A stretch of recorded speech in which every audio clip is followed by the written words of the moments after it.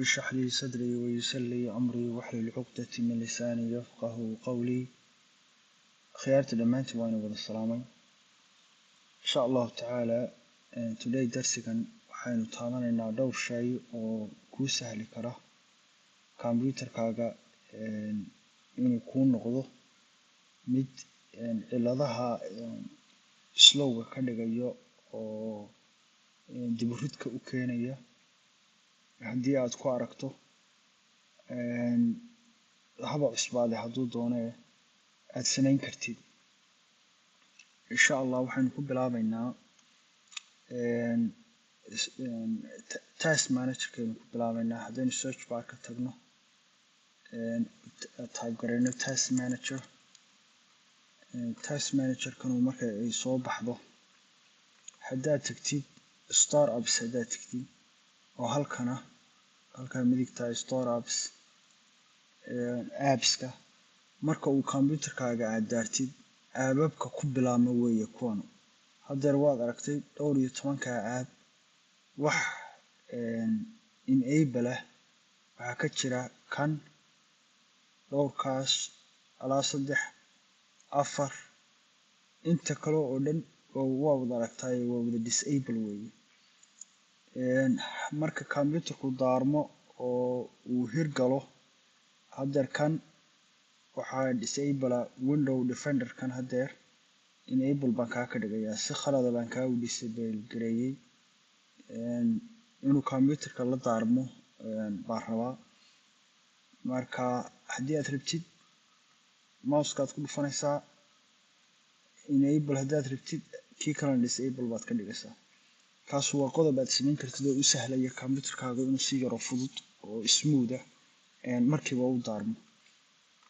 ka labaad oo xiga waxa weeye haddii aynu tagno sida oo kale haddaad baadhid powershellka, haddaad baadhid oo aad tagtid one as a administrator inaad tagtid weeye. haddii kale kamaanadu kuu shaqayn maayaan. oo markaa tiraahid yes, oo markaa windows powershellkiga ay kuusoo furmato, waxaad samayn kartid oo kamaan aad rangarayn kartid waxa weeye disk check /f ama c/f haddaa bathka oo dhan aad siisid. halkan c-ganu waxay u taagan tahay inaad rabtid halka c drive-kaaga ina aad halkan c drive-kaaga ina aad iskaan garaysid oo wixii ciladaha ku yimaada uu disk check intuu check gareeyo uu ka bacdina markaa restore uu ku sameeyo oo ku hagaajiyo. r waad samayn kartaa oo kale, laakiin r waqti dheer bay qaadanaysaa oo waxay u baahan tahay tabac badan. marka yes waa inaad tiraahaa. markaad yes tiraahidna systemka wuu orodsiinayaa, ka bacdina restore buu sameynayaa. taas waa kamaan aad ordi kartid, aad samayn kartid.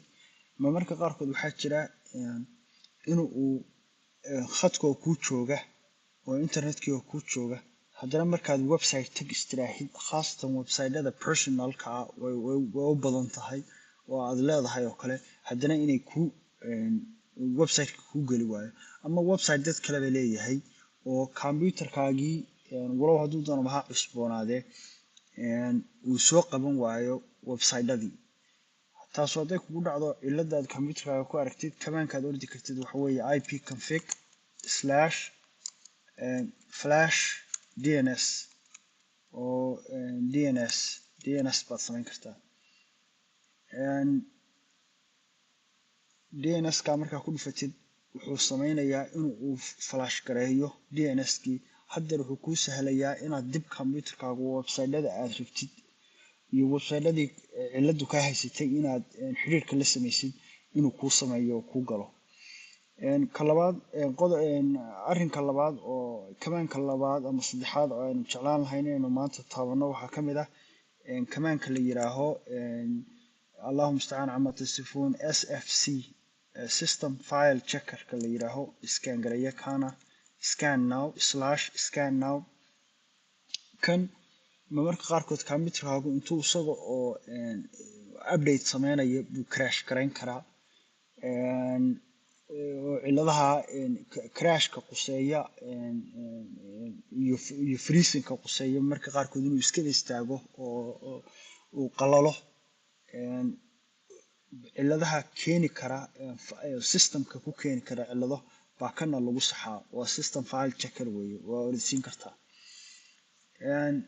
marka waqti buu qaadanayaa systemkuna buu fiirinayaa wuu ordayaa computerkaaga ka bacdina waa resolve buu keeni doonaa allahumma musta'an ama telefoonka u dambeeya waan rabo insha allah maanta inaan systemkaaga hadduu slow iyo dacfi ah ku aragtid aad ordisiin kartid waxa weeye kamaanka la yiraahdo clean slash